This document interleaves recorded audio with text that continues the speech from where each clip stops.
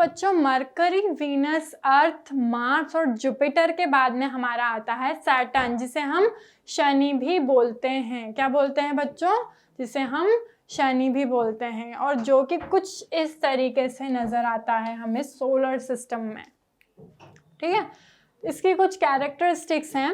Beyond Jupiter is Saturn which appears yellowish in colour, जो कि yellowish नजर आता है कलर में। हमने कलर की बात दो और केसेस में करी थी, हमने अर्थ के केस में भी करी थी और हमने मार्स के लिए भी बोला था। और मार्स क्या कहलाता है बच्चों?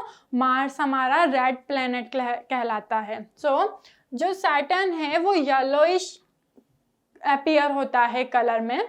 Saturn has beautiful rings and these rings are not visible with the naked eye।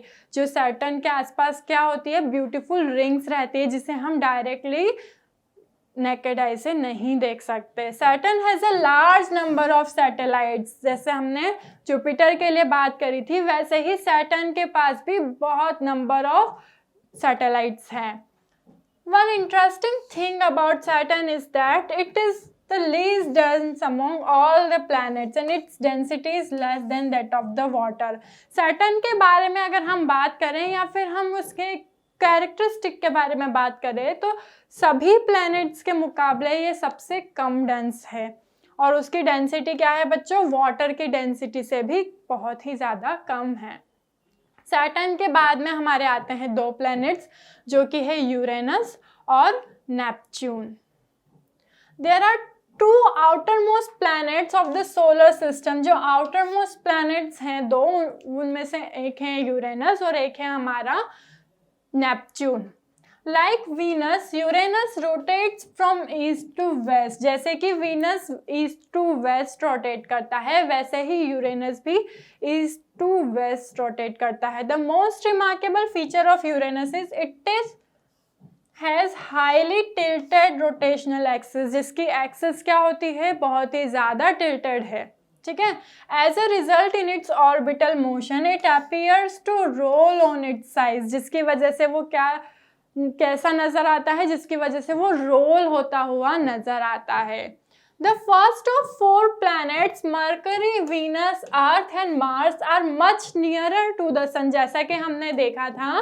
Then the other four planets, जो स्टार्टिंग के फोर प्लैनेट्स है वो सन के बहुत ही ज़्यादा पास में है, और क्योंकि वो सन के बहुत ही ज़्यादा पास में है तो उसे हम इनर प्लैनेट्स भी बोलते हैं। और the inner planets have very few moons, और जो इनर प्लैनेट्स होते हैं उनके पास कुछ ही नंबर ऑफ मून्स रहते हैं। और the planets outside the orbit of Mars namely Jupiter, Saturn, Uranus and Neptune are much farther off, बहुत ही ज़्यादा दूर हैं, जो कि सन के, या फिर हम बोल सकते हैं कि आउटर ऑर्बिट पर प्रेजेंट रहते हैं, तो उसे हम आउटर प्लैनेट्स में बोलते हैं। और जो स्टार्टिंग के चार है वो इनर प्लैनेट्स हुए हमारे, और जो बाद के चार है वो हुए हमारे outer planets. And they have a ring system around them. The outer planets have large number of moons, और जो आउटर प्लैनेट्स हैं उनमें क्या प्रेजेंट है बच्चों? वो उनके पास लार्ज नंबर ऑफ मून्स है। वहीं इनर प्लैनेट्स की हम बात करें तो इनर प्लैनेट्स में बहुत ही कम नंबर ऑफ मून्स हैं। ठीक है, ये हमारा सोलर सिस्टम हुआ कुछ इस तरीके से। अब हमने स्टार्स की बात कर ली, हमने मून की बात कर ली, हमने प्लैनेट्स की भी बात कर ली। अब हम बात करेंगे हमारे सोलर सिस्टम में जिनमें प्लैनेट्स, स्टार और उनके अलावा भी कुछ मेंबर्स प्रेजेंट है। तो सबसे फर्स्ट है हमारा एस्टेरॉइड, जो कि यहाँ पर प्रेजेंट है। इन्हें क्या बोलते हैं? हम एस्टेरॉइड बोलते हैं, या फिर इसे हमने क्या बोल दिया? इसे हमने एस्टेरॉइड बेल्ट बोल दिया। There is a large gap in between orbit of Mars and Jupiter. Mars और जुपिटर के बीच में जो ऑर्बिट है, जिनमें बहुत ही ज़्यादा गैप है, and this gap is occupied by a large number of small objects and that revolve around the sun. इस गैप के बीच में क्या होते हैं? बहुत ही लार्ज नंबर ऑफ ऑब्जेक्ट्स है जो कि सन के अराउंड रिवॉल्व करती हैं, और जिसे हम क्या बोल सकते हैं? जिसे हमने एस्टेरॉइड का नाम दिया। ठीक है, अब एस्टेरॉइड के बाद में हम बात करेंगे कॉमेट्स के बारे में। ठीक है, So the comets appear generally as a bright head with a long tail. Comet की अगर हम बात करते हैं, हम टूटते हुए तारे को अगर हम देखते हैं तो क्या होता है, जिसका हेड जो रहता है वो बहुत ही ज़्यादा ब्राइट रहता है और एक लंबी सी टैल रहती है, तो उससे हमने क्या बोल दिया, उसे हमने कॉमेट बोल दिया या फिर उसको हम कॉमेट बोलते हैं. The length of the tail grows in the size as it approaches the sun. जैसे जैसे वो सन के पास जाता है वैसे वैसे क्या होता जाता है बच्चों, उसकी जो साइज है लेंथ की वो टेल की जो साइज है, जो लेंथ है टेल की, वो बढ़ती जाती है. The tail of a comet is always directed away from the sun. जो टेल है कॉमेट की वो हमेशा सन से दूर ही जाती हुई नजर आएगी. Many comets are known to appear periodically. कुछ कॉमेट्स ऐसे भी होते हैं जो कि पीरियोडिकली हमारे सोलर सिस्टम में अपीयर होते हैं. One such comet is Halley's comet, which appears after nearly every 76 years. जो Halley's comet की अगर हम बात करें तो वो हर 76 साल में या फिर 76 years में appear होते हैं. And it was last seen in 1986.